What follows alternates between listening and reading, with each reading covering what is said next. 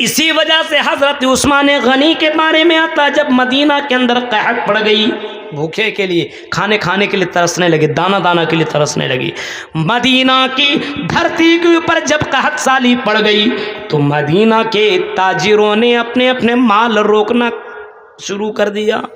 कभी कभी होता है ना, किसी चीज़ की कमी हो जाती है तो उसका डिमांड बढ़ जाता है, पैसा बढ़ जाता है। अभी प्याज की कीमत कितनी ज़्यादा बढ़ गई थी, टमाटर की कीमत अभी 2 महीना पहले टमाटर, अभी देखिए 10 रुपया 15 रुपये केजी मिल रहा है, उस वक्त 200 रुपया 300 रुपया कहीं पे मिल रहा था किलो, आदमी ले रहा था। क्यों?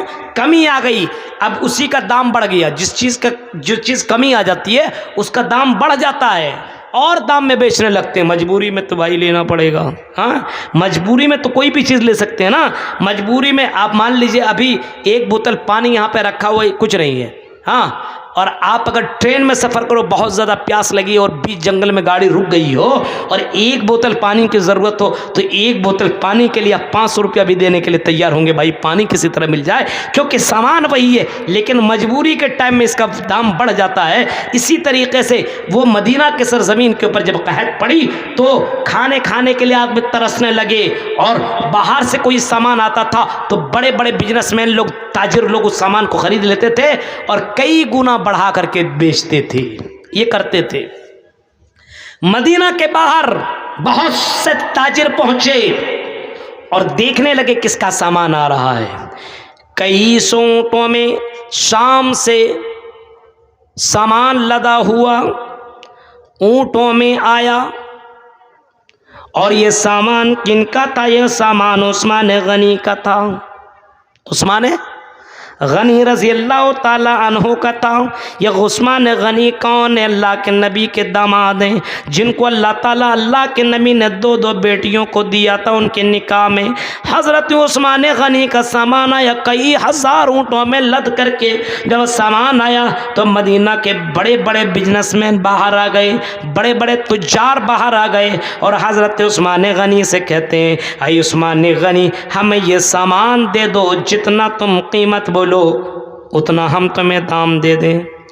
मान लीजिए चावल है, अभी हमारे यहाँ चावल आपके यहाँ 20 रुपया केजी मानिए, 25 रुपया केजी मानिए।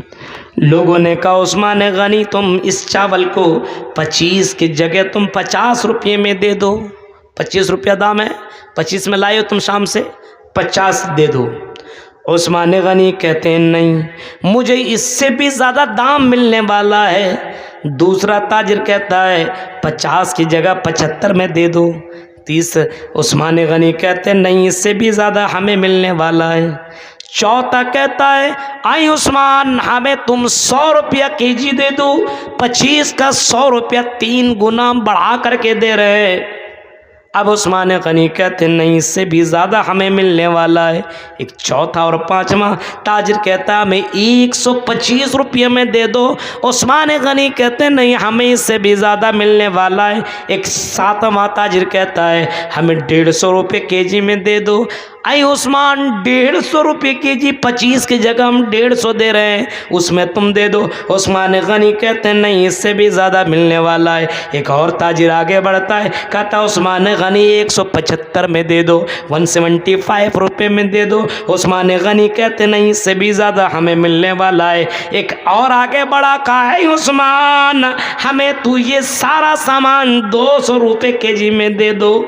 उस्मान गनी कहते नहीं, इससे भी ज़्यादा मिलने वाला है। सब चीख करके कहने लगते हैं आई उस्मान कौन है बताओ? हम मदीना के सारे ताजिर यहाँ पे मौजूद है, सारे बिजनेसमैन मौजूद हैं, कौन तुम्हें इससे ज़्यादा दे सकता है? हम सब के सब बड़े बड़े बिजनेसमैन हैं। उस्मान गनी जवाब में कहते हैं मेरा अल्लाह, मेरा अल्लाह, मेरा अल्लाह, इन तमाम माल को मैं गरीबों में बांट दूंगा, इन तमाम माल को मैं यतीमों में तकसीम कर दूंगा, और मेरा अल्लाह इस माल के बदले 700 गुना बढ़ा करके देगा, इससे भी ज़्यादा देगा। तुम 700 गुना बढ़ा करके नहीं दे सकते हो, तुम इतना दाम कभी भी नहीं दे सकते हो, मेरा अल्लाह उससे भी ज़्यादा दे सकता है। मेरे भाइयों, ये कह कर के उस्मान गनी ने तमाम माल को गरीबों और यतीमों में बांट दिया। और मालदार लोगों बताओ उस्मान गनी हो करके और इतने मालदार हो करके वो जब यतीम और गरीब के लिए इतना कुछ कर सकते हैं, तो आपने यहाँ मदरसे कायम करके यतीम गरीब बच्चों को तो पढ़ा सकते हो, अपने यहाँ तो आलिम बना सकते हो, सदक़े जारिया के लिए ये काम कर सकते हो। जब तुम ये काम करोगे तो अल्लाह तुम्हारी मदद करेगा। इन तंसुरुल्लाह यंसुरकुम व युसब्बित अक़दामकुम, फरमाया अगर तुम अल्लाह की मदद करो तो अल्लाह तुम्हारी मदद करेगा। तो अल्लाह की मदद करो। कुछ लोग नमाज पढ़ने वाले भी कहते हैं जलसा नहीं होना चाहिए, मदरसा नहीं बनना चाहिए, फला नहीं होना चाहिए। अल्लाह की कसम ये मुनाफिक है, मुनाफिक। हर वक्त यही सोचना चाहिए कि अल्लाह का दीन अपने गांव के अंदर आ जाए, इस्लाम का कानून अपने यहाँ जिंदा हो जाए, इस्लामी तहजीब अपने यहाँ पैदा हो जाए, हमारी लड़कियाँ पर्दा में आ जाए, हमारे नौजवान लड़के दीनदार बन जाए। हर किसी की ये सोच होनी चाहिए, हर किसी की ये फिक्र होनी चाहिए, तब समाज के अंदर इस्लाह हो सकता है। इतना बड़ा प्रोग्राम होने के बाद कितने लोग अपने घर के अंदर बैठे हुए हैं लेकिन दीन सुनने के लिए नहीं आ सकते हैं। अल्लाह की कसम मैं बता रहा हूँ, ऐसे लोग अल्लाह के यहाँ क्या जवाब देंगे समझ में नहीं आता है। अल्लाह के यहाँ इनको जवाब देना पड़ेगा। इस्लाम की मदद करो, चाहे आप जैसे कर सकते हो, जिस तरीके से कर सकते हो, तन मन धन से, हर एतबार से तुम अल्लाह की मदद करो, अल्लाह तुम्हारी मदद करेगा। नबी ने अल्लाह की मदद की, सहाबा ने अल्लाह की मदद की, तबा ताबईन ने मदद की, उलमा ने मदद की, असलाफ ने मदद की। तुमको भी अल्लाह की मदद की ज़रूरत है। मान लीजिए इस्लाम को पहुंचाने के लिए हम कितना दूर से आए हैं, ये इतना दूर का सफ़र करके हम कंटिन्यू 10 घंटा कार से सफ़र करके आए, फिर हमें जाना पड़ेगा। मेरे भाइयों, क्यों?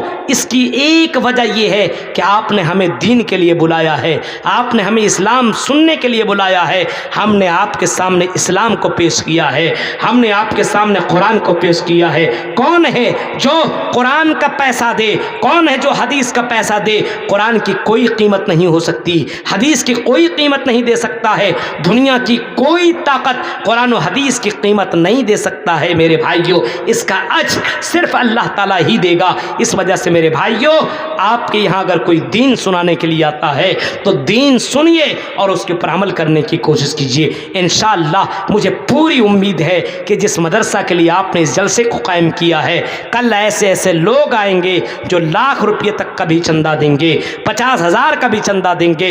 इंशाअल्लाह आपका मदरसा बनेगा, क्योंकि अल्लाह के दीन की मदद करना है। और अल्लाह ऐसे बंदों को आज जिंदा रखा हुआ है जो अकेले अपने दम पर मदरसों को जिंदा रख सकता है। अल्लाह से दुआ करते कि अल्लाह आपके अंदर अल्लाह ऐसा हौसला दे, ऐसा जज्बा दे कि आपका जीना, आपका मरना, आपकी शादी ब्याह, आपका कमाना, आपकी तिजारत, आपके कारोबार सिर्फ अल्लाह के लिए हो। रब्बुल आलमीन से दुआ है कि रब्बुल आलमीन जो बातें बताई गई, अल्लाह इन बातों के ऊपर हम जमी मुसलमानों को अमल करने की तौफीक अता फरमा। अल्लाह जब तक तो हमें ज़िंदा रख, इस्लाम के ऊपर ज़िंदा रख, जब भी ख़ात्मा हो ईमान के ऊपर ख़ात्मा हो। आमीन। व आखिर दावाना अल्हम्दुलिल्लाहि रब्बिल आलमीन। अस्सलामु अलैकुम व रहमतुल्लाहि व बरकातुहू।